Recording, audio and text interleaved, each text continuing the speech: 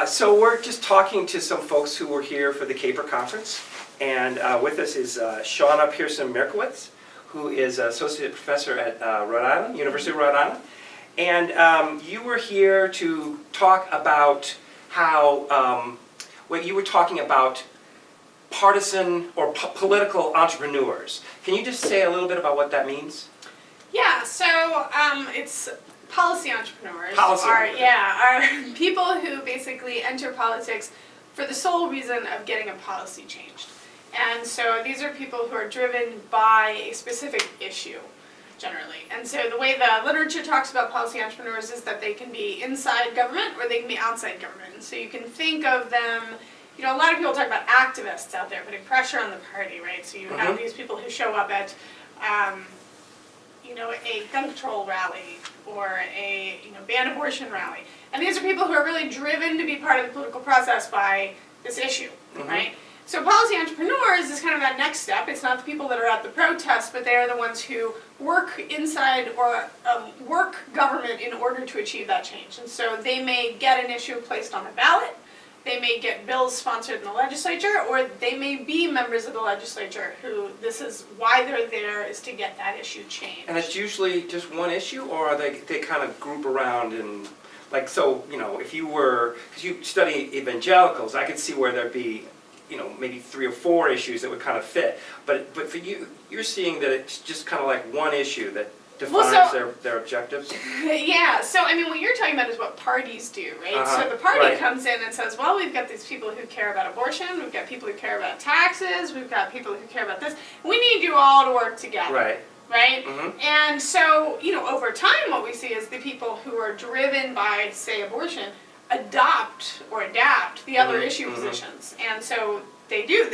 They are motivated by all of these issues that have become part of the consistent conservative or liberal ideology, right? But what you see is they don't necessarily sponsor bills on all of those issues, right? They don't get up on the floor and talk about all of those issues. They're still sincerely motivated by 1 or 2, you know, issues. It's not saying there might not be 3, 4, 5 other issues. But when we identify, when we're looking, generally we can identify policy entrepreneurs when we're looking at an issue and saying, how did this come to be here?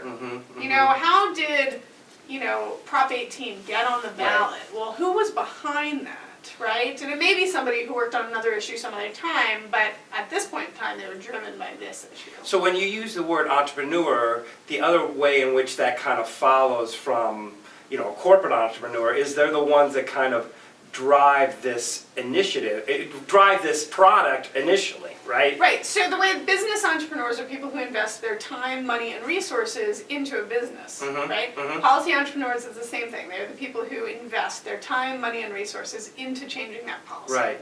So in the business entrepreneur side, you have a lot of folks who fail miserably, some who make a living, and some who strike it rich. Is it a similar thing? Yes, it is. Yeah. So, I mean, you have policy entrepreneurs who fail. They can't ever get their issue on the agenda. It goes up before the voters, and the voters vote it no, right?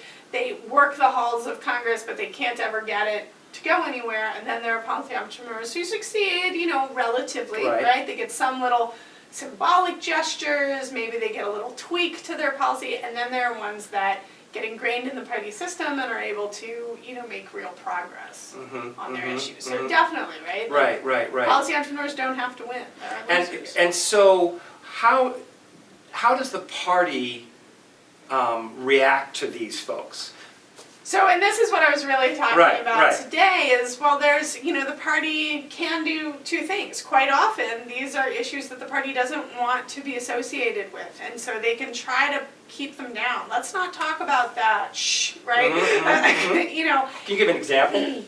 Oh, well, I think gun control for a long time, right? There were members of Congress, even civil rights. If you look, you know, pre-Johnson, there were members of Congress who were putting civil rights bills in and trying to get them on the agenda. Like and the party was saying, we're not going to vote on those. We're not going to bring them up for a committee hearing. We're not going to, don't talk about that, And they were not wrong. They lost, Right. And then, gun control's the same thing, that there have been people, in Congress and outside of Congress pushing various, proposals.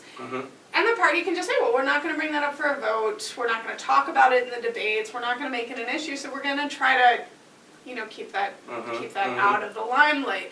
The other thing that the parties can do, if they, and this is primarily if they see a strategic opening, is embrace it and say, yes, this is now part of our brand.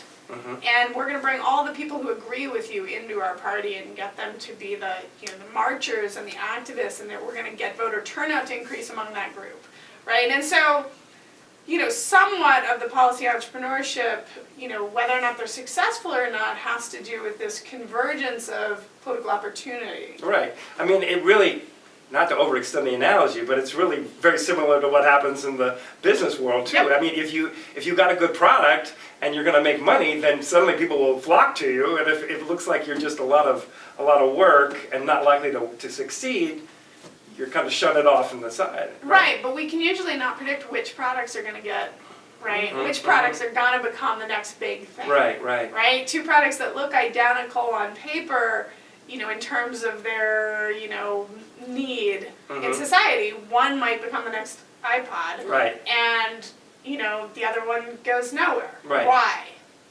But so the party is kind of like the stock market in that it's not so much interested in the idea per se. You have this true believer who's the entrepreneur, but they're more interested in, is this going to get us votes? Yeah.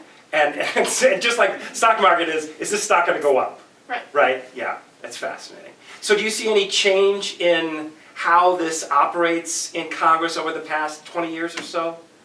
Well, sure, because what we can see is that, that we move from a place of the party saying that's not something we want to talk about to everybody wanting to talk about it.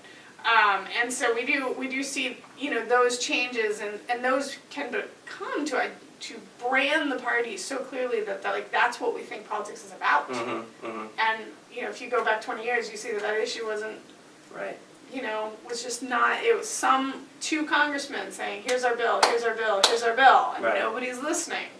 And nobody's doing anything with it, and then all of a sudden you move forward 20 years, and it's the key defining issue between the parties. So what's the next big defining issue? I think we heard today that gun control is on its way up, right? As it is polarizing the two parties, it's becoming much more entrenched. But I think that's the thing, right? None of us have a crystal ball. Right, exactly. And everybody wants to know the new hot stock, but predicting what that issue is going to be, right? Like I think, did anyone think that we'd be talking so much about, the Black Lives Matter movement, 5 years ago? No, it took an event to get everybody to start paying attention to an issue that was already there, right? This issue, it's not new, right?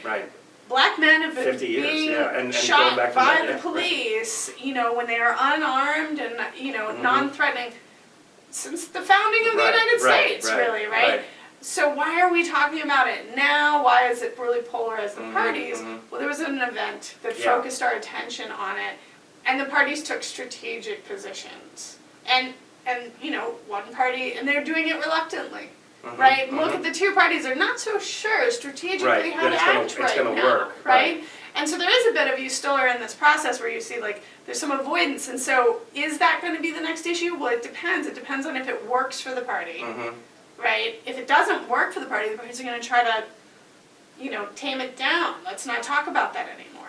Right? And so having that crystal ball is really difficult because it's this interplay of political actors, it being a successful issue, and the event happening, right? So you have to have the event that focuses us, but then you have to have this alignment of what Kingdon calls the policy stream and the politics stream, where this is, this works for people and works electorally. But you're also saying that at some level, there has to be somebody who's just a true believer. Yes. Yeah. That's fascinating. Well, thanks very much for talking with us, Shauna. It's really... Sure thing. Thanks for having me.